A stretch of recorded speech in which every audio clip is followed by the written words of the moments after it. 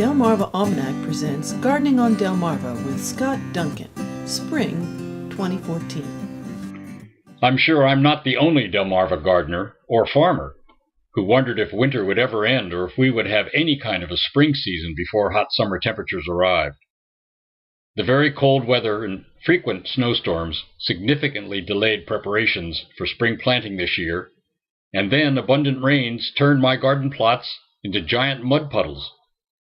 Nevertheless, since all gardeners are optimists, I planted 4 rows of peas in mid-March during a brief warm spell, and sticking to my normal spring schedule, started beets, lettuce, broccoli, cauliflower, Brussels sprouts, cabbage, and spinach under the grow lights indoors.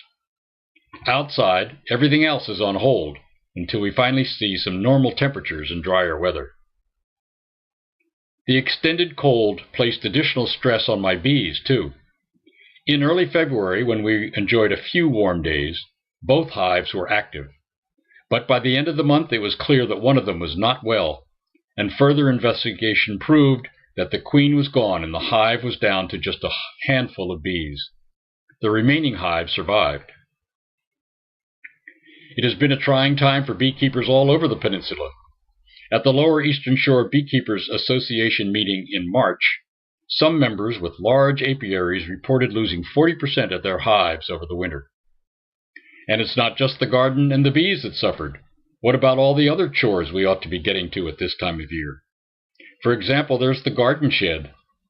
Outside, it looks normal enough, but inside it's a horror. Everything should have been moved outside by now. The building swept clean and then neatly rearranged to make it all accessible again.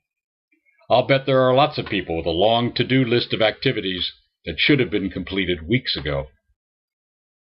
Still, some things can be accomplished indoors. For example, this spring I had planned, before I was reduced to just a single hive, to increase my apiary to 4 hives, and therefore bought a number of hive boxes from my regular bee supplier, Walter T. Kelly Company in Kentucky. I ordered 5 deep supers, used as brood chambers, 5 shallow supers to collect the honey the bees make, and the materials to make 100 frames, 10 per box. Frames are the supports on which bees build their comb that will eventually contain the brood as well as stores of pollen and honey. Up until the 1850s, most beekeepers used straw structures called skeps to raise bees and produce honey and wax. Although they worked perfectly well, the biggest flaw with the upside-down basket design was that in order to harvest the honey, the bee colony had to be destroyed. Then in 1851, a Pennsylvania minister, Lorenzo Langstroth, invented the movable interchangeable frame, which he kept in a wooden box. From careful observation, he discovered bees required a space of 3/8 of an inch to move easily throughout the hive. By constructing a hive with suspended frames, kept that distance from one another and below the cover of the box, Langstroth revolutionized beekeeping. From then on, beekeepers needed only to take off the cover, remove the frames, extract the honey, and return the frames back into the same hive to be refilled. The 5 pieces of the modern frame are nailed together and a sheet of beeswax foundation attached, first through the split bottom board, then to the top bar. The foundation is pre-stamped with a hexagonal shape on both sides of the sheet, and once in the hive, these cells are drawn out by the bees with more wax produced from their bodies. The sheet of foundation is strengthened by embedded wires running from top to bottom and made rigid inside the frame with slotted pins. 10 frames fill 1 box. It's possible to buy these boxes already assembled and painted, but the knockdown boxes are cheaper and very easy to construct.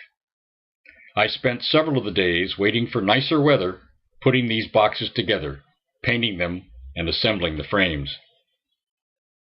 Now, finally, in mid-April, the soil can be worked enough without too much difficulty, and I have planted 15 red Norland and 15 Kennebec potatoes, plus 3 rows each of white and yellow onion sets. About half of the peas I took a chance with last month have emerged. I have a bunch, about 25 plants, of early glow strawberries sitting in a tub of water that will go in the ground shortly. Normally, the asparagus would be showing signs of life by now, but it looks like more patience will be called for here as well. Oh well, gardening has always been an unpredictable enterprise, with new challenges every season. So I am reconciled to wait to get everything into the ground and, in the meantime, contemplate the delicious results to come. Thank you for watching. This has been a Moonshell production.